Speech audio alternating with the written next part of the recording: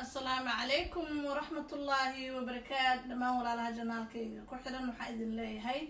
إيد وناكسن عاود إلهي سبحانه وتعالى وكرها على النقطة لبقى الريموت يعني عاود وذاقينا ما شاء الله تبارك الله محلها عجل كان عجل كيكوري أو أنكسو قادرنا نيجاتيف بيبول كأي هرمركا iyo caaw waxaan wadaagaynaa ma sha Allah tabaaraka Allah maadaama ay tahay inside out beauty ما شاء الله سيدي متقنا وجهنا wax yar aan u dhaqi lahayn oo iida maqana ma sha Allah gabdhaha ay iska dhigi lahaayeen labadaas arimood ayaan caawad Ilaahay subhanahu wa ta'ala uu ka raali noqdo aan wadaagayna Allahumma salli ala Muhammad waxaan soo qaadanaynaa marka hore oo aan sameysanaynaa face scrub-ki ayaan sameysanaynaa ma sha Allah tabaaraka Allah shay walba oo meeshan aan ku haysanana risan aan u haysanaa ma sha Allah tabaaraka Allah risanka iyo waxa laga helana waa noo sheegaya haduu Ilaahay subhanahu wa ta'ala uu ka raali noqdo waxaan haysanaa organic honey ma sha Allah tabaaraka Allah waa malabka waxa ooga baahanahay hal qaado oo malab ah ayaan ooga baahanahay sababtoo ah malabka waxa uu sameeyaa hadii skinkaaga uu yahay dry iyo haduu skinkaaga uu yahay maxaa la dhahaa ma sha Allah oo yaliba labadaba mataqaana aad iyo aad uu ku caawinaya waxaan ku darsanaynaa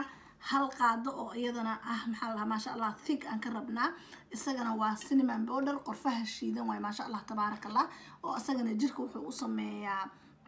toxin ku ka qaadaa iyo waxyaabaha pollution-ka iyo soo koraayo uu ka qaadaa ma sha Allah tabaaraka Allah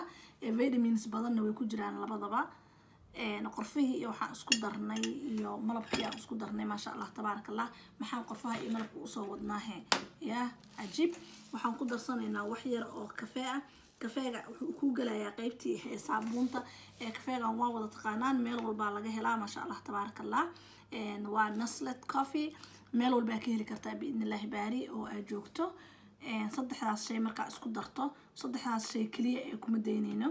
waxaan ku dareynaa wax yar oo liin ah liinta vitamin C ga laga helo iyadana waxay trick waxay ku sameysaa oo ay maqaarka iyadana ma taqaanaa dhalaalka maqaarka kor iyo hoosba ayay sameysaa ma sha Allah tabaaraka Allah liinta markii la cunana waxyaabo badan laga helaa laakiin wax badan kaga ma aanan darin liinta wax yar oo ma taqaanaa kaliya ah kaliya ayaan ma taqaanaa aan liinta aan kaga darnay marka hadda halkan waxa noogu jiro malabkii ma sha Allah tabaaraka Allah qorfihii iyo maxaa la dhahaa iyo kafeega noogu jiro waxaan ku darsanaynaa biidnillah jab yar oo moos aan ku dareynaa jabka yar oo mooska ah isagana wuxuu leeyahay potassium ku jiro ma sha Allah tabaaraka Allah intaasaan ma taqaanaa waxaan iskaga isku maxaa la dhahaa jajabinaynaa hadaa rabtid waa shiidi kartaa oo blender waa gelin kartaa hadaa rabtidna ma taqaanaa qaadadaada waa ku garaacan kartaa marka wax badan oo aan meel dhigto inaan sameyso uma baahnid kaliya waxaa sameynaysaa in hadda waxaan sameynayaa in aan hadda aan marsado inta aan guriga iska clean gareynayo maxaa la dhahaa ma sha Allah tabaaraka Allah aan sameynaya marka intaas waxay iga anfacaysaa wajigii oo dhan waxay kaaga dhigaysaa nadiif dhalaal ma sha Allah tabaaraka Allah hatta scrub-kan hadii maalin walba oo naftaada kamid ah waqti iyo awood u haysid oo amarsatid mid oo wax ka dhimaayo ma aha dhinaca kalena alxamdulillaah rabbil caalamiin waxa aad iyo aad oo kaaftoomaysa oo arkaysa in ma taqaanaa wajigaagii uu aad iyo aad isku bedelayo hadii maalin walba time u hayso maalin dhaaf liinta ooga dhigo biidnillaahi baari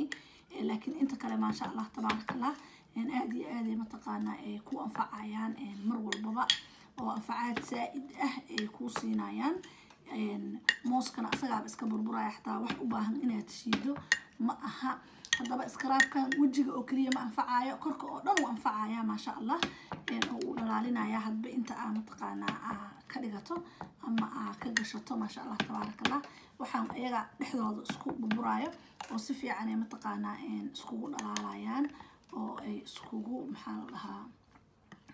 baalkii ay isku dhexgalayaan ma sha Allah markay is dhexgalaan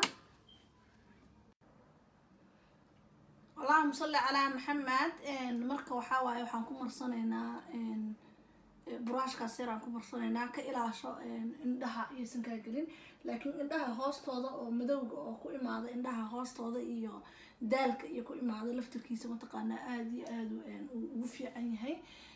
oo aad iyo aad ma taqaanaa wajiga uu correct gareynaya ma sha Allah mana aha wax oo wax ku gaarsiinaya ma aha wax oo hadaad lifekaaga dhan aamarsatana mataqaana maasha Allah tabarakallah side effect ku geysanaya ma aha marka maadaama iid ay soo dhowdahay siyar weega intii mataqaana maasha Allah tabarakallah aniga oo kale hooyooyinka oo ordaya shaqeynaya wax baranaya ilmaha ku dhex jiro maasha Allah tabarakallah mar walba waxaan u baahanahay inaan jirkeena iyo wajigeena iyo dhinac walba aan la socono wax la marsada kaliyana mataqaana in muhiim ma aha ayadana waxa idin xasuusinaya walaalahay in aad u jeclahay waxa nafteeda la jeclahay idin la jeclahay idinkana ina mar walba skinka inta aad kor ka marinayso kaliya uma baahna skinka waxa cuntana wuu nadiifiyaa oo gudaha cuntooyinka aad ka qaadanayso aad iyo aad mataqaana in muhiim ay ugu tahay skinkaaga iyo quruxdaada also waxa ayadana mataqaana aad iyo aad muhiim kuugu ah biyaha ina mataqaana ugu yaraan 3 xabo oo taasama اللهم صل على محمد ما شاء الله تبارك الله marka waxaan ka hadlaynaa biyaha oo ayagana mataqaana ma sha Allah تبارك الله ilaa korkeena wuxuu yahay 75% water marka qofku wuxuu u baahan yahay skinkiisa marka uu rabo inuu qurxiyo inuu biyo badan cabo sababta aan fruitkan faraha badan aan noogu soo qaateena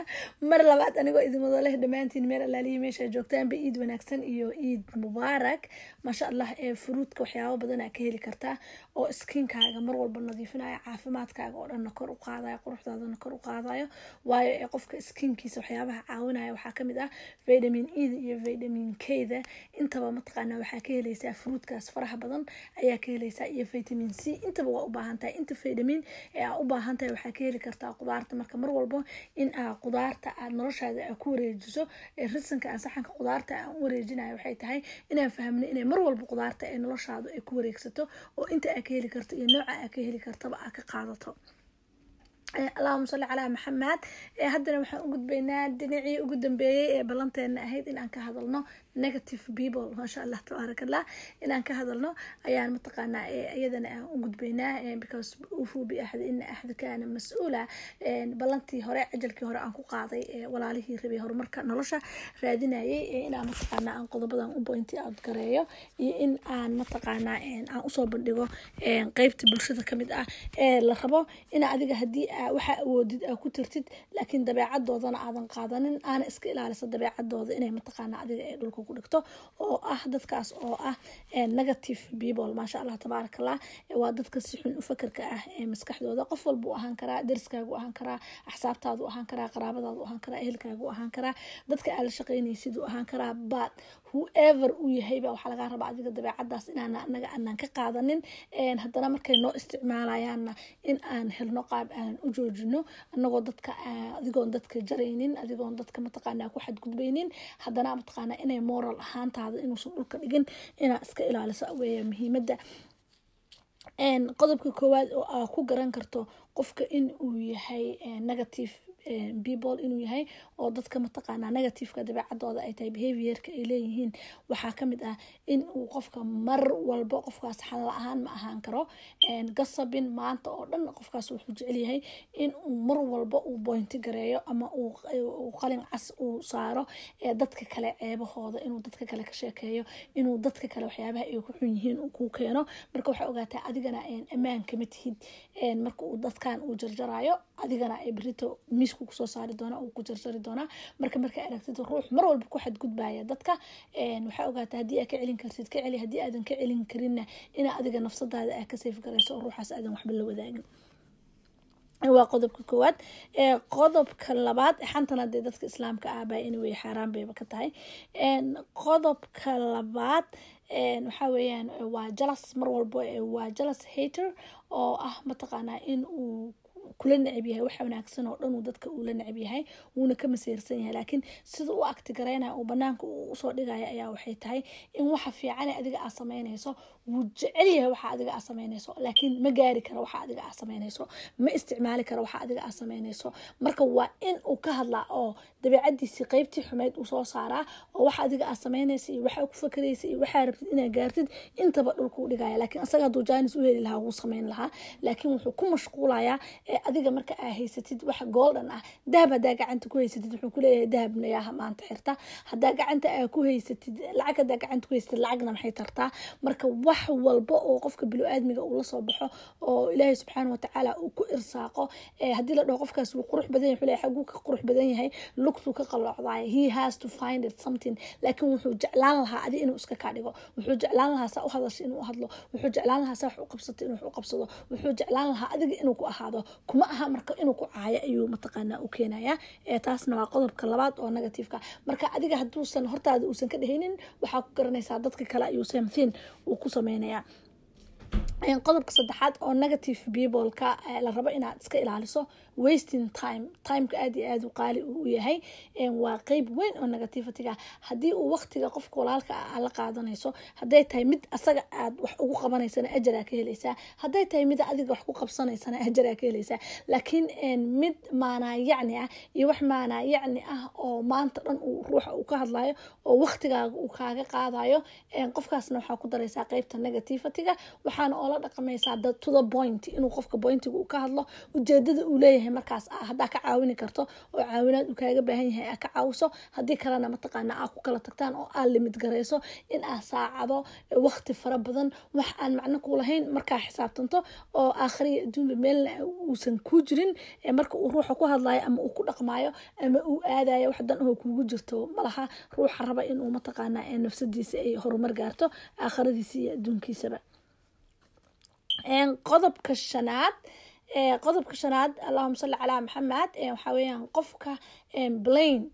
maanta oo dhan mataqaanaa calaacalayo oo wuxuu asaga uu samaysan lahaa kule kabta haddaan ordi lahaa aniga kabta iga go-eysa haddaan mataqaanaa waxaan aan samayn lahaa haddaan guriga xaaqi lahaa xaaqinka iga kala jabaayo ma xaaqi kara sababta xaaqinka iga kala jaban haddaan inta u ordi lahaa intaa iga go-an haddaan inta samayn lahaa fartaa iga go-an dabeecadda noocaasna aadaa loo kala qaadaa marka qofka waxaa la rabaa inuu full responsibilitygiisa inuu qaato oo ruux buuxo inuu noqdaa la rabaa ruuxa islaamka ah ruuxa weyn waxaa laga rabaa inuu ruuxa go-aankiisa wixiisa samayn kara inuu yahay oo aan waxyaabo caqabado dadku way hor imaanayaan laakiin aan uga leexanaynin oo u raadinayo hadba wixii qaabka uu u samayn karo u fiirinayo ayaa la rabaa inuu ruuxa ahaado laakiin haddii aad la saaxiibto ruux maanta dhan balen garaynayo haddii aad soo lugeyn lahayd wuxuu kuleeyahay qoraxda waa kulushay hadda ma lugeyn karno marka enerjigaagu qaadanaya sababta looga cararayo waxay tahay baleemarka ruuxa ah adiga ayuu hoos ku dhigayaa oo wixii aad samayn lahayd oo dhan markaa banaanka aa usoo dhigto wuxuu keenayaa wax mataqaanaa waxaas baabi'iya oo horjoogsadu geenaya as example ahaan waxaa rabtaa adiga inaa weyd dhinto oo aa soo lugaysaa rabtaa ruuxan ama saaxiibka kula ama mataqaanaa aa wax wadaagaysaan markaa tirahdo waxaan u baahanahay inaan soo lugeyn wuxuu kuleeyahay roob badanaa da-aya lama lugeyn karo hadda hadhow waan baxaynaa daan marka jaaniskaaga halkaasu mataqaanaa aa ku lugeyn lahayd oo adiga aa qoraxda aa ku qaadan lahayd oo caafimaadkaaga aa kor ugu qaadi lahayd uu ku baaba'ayaa marka aad tiraahdo mataqaanaa waxaanaan sameynaa wuxuu kuleeyahay waxaanaa sidan ah mar walba marka wuxuu soo dhigayaa wax wixii joojiya oo uu soo dhigayaa oo uu ku calaacalayo ayuu soo dhigayaa qofkaas marnaba ma yiraahdo si buuxda uma dhaho waxaan ma samayn karo wax mas-uuliyado isaga u qaatana malaha hadday kabta go-da iyadaa go-da inaa gooyi kuma dhahayo hadday biyaha ka daataan biyaha iyagaa iska daateen gacantaa iiga dhacday kuma dhahayo biyaha inaa meel xun dhigay si qaab kalena iiga daateen mar dambe waa inaanan waxaan aan ka fiirsado kuma fakaraya laakiin wuxuu ku fakarayaa marka horeetaba mataqaanaa caag duleelay ku jireen saasay u daateen whatsoever waa inuu mataqaanaa wax keena marka qofka blamer qofka oo sensitive-ka ah oo wax walba baleen garaynayo oo wax walba mataqaanaa asaga aan mas-uuliyadiisa aan qaadanaynin asaga kaliya kuma dhibaayo haddii aad ruuxaas aa saaxiib la tahay u naxariiso oo maasha allah tabaarakallah waxa u qaban karta u qabo laakiin waxaa ogaataa inay qofkan waxan ay dabeecadiisa ay tahay maadaama waxan ay dabeecadiisa ay tahay haddii aadan bedeli karin ama uusan iska bedelaynin adiga mataqaanaa si uusan lugta adiga aadan ugu xiranin oo traapkaas adiga aadan ugu dhicin oo meel aadan oola fariisanin asagana halkaasuu negativity-ga kasoo galayaa waa inaa mataqaanaa iska ilaalisaa all that negativity marka maxaan u pointi out gareeyay dadkaas oo negativity-ga ruux walbuu noqon karaa ruux walba adoo islaamigli ku xadgudbaynin haddana adiga inaa mataqaanaa waqtigaaga aa qaadato adiga inaa caafimaadkaaga aa daryeesho adiga inaa horumarkaaga daryeesho adiga inaa quruxdaada daryeesho adiga inaa waxaa hiigsanaysid aa lasoo baxaysid aa lasoo baxdo ayaa waxay tahay very muhiim ku ah oo waqtigaaga iyo intaba aad ku xisaabtanto si adiga mataqaanaa ku cuntonta walaalaha dadka walaalaha ana mataqaanaa waxa u qaban karto inaa mar walba u qabato xataa dadkaas negative-ka ah waxay ka mid yihiin bulshada ka mid yihiin ehelkay ka mid noqon karaan qaraabada ka mid noqon karaan axsaabta ka mid noqon karaan marka laakiin waa inaadan adiga dabeecadooda negative-ka ah aadan qaadanin oo aadan sidooda u dhaqmin kana qaadanin oo adigana aysan kuula dhaqmin oo adiga aysan hoos kuugu dhigin oo sida uga gudbi kartid uga gudubtaa marka qofka marka uu horumar raadinayo horumarka dhaqso ma soo baxo waxaa imaado waa jaraanjaro waaye day by day waaye marka jaraanjarada mar walbo haddii aad tiraahid 24 sakadoodba hal maraan koraya way adag tahay marka waa inaa mid markaa kortaba succeedkaaga aad tiraahdaa maanta xabadaan koray takalaan qaaday maalin walba oo aa wax sameynayso marka maalin walba aa wax sameynayso wixii uu isukaa mataqaanaa dhalaya oo wixii mataqaanaa uu korbu kuugu soconaya marka maalin walba maalinta ka dambeyso experience yaa sii helaysaa awoodaa sii helaysaa energy yaa sii helaysaa marka inaa meel alaali iyo meesha aad taagantahay aa hore aa ooga socoto waxyaabaha baastiga ah inaa negativity ka mid yihiin iyagana mataqaanaa aa albaabkooda aa xirto oo wixii horey kuu soo maray wixii dhibaato aa ku dhex jirtid aa ogaatid qof yahoo muslimka ah adigoo allah subxaanahu watacaala mar walba ee tala saaranaya inaa ogaatid in aa hore u socon karto inaa waxaa rabtid gaari kartid inaa waxaa rabtid aa qabsan kartid inaa indhaha aa furan kartid hooyo soomaaliyeedna maasha allah tabaaraka allah aad iyo aad bay waxay u yihiin strong waayo hooyada soomaaliyeed hooyo soomaaliyeed hore u soco waqtigeennana waqti qiimo badan ilaahay subxaanahu watacaala hanooga dhigo dhammaantiin waxaa idinka tegayaa ciid wanaagsan walaalahay meel alaali iyo meesha aad joogtaanba gabar walba iyo wiil walba oo soomaaliyeed aabo walba iyo hooyo walba oo soomaaliyeed wax alaali iyo waxaa rabtid waa gaari kartaa hore u soco dreamkaaga ha ahaado big waa inaan noqonaa dad big dreamer waa inaan noqonaa wax weyn aa ku fikirtaa oo wax weyn aa qabsataa oo meel weyn aa gaartaa biidni illaahi baari ilaahi subxaanahu watacaala nagu kula garabgalayaa dhammaantiin waa inaan sanadkan aan xisaabsano aniga idinkaba oo aan maskaxda aan ku haynaa maasha allah tabaaraka allah sanadka waxaan ka wadaa iidan waa inaan xisaabsanaa eid to eid waa sanad marka biidni illaahi baari 12 bilood ayay noqonaysaa maanta hadda ciidul adxada aan sugayno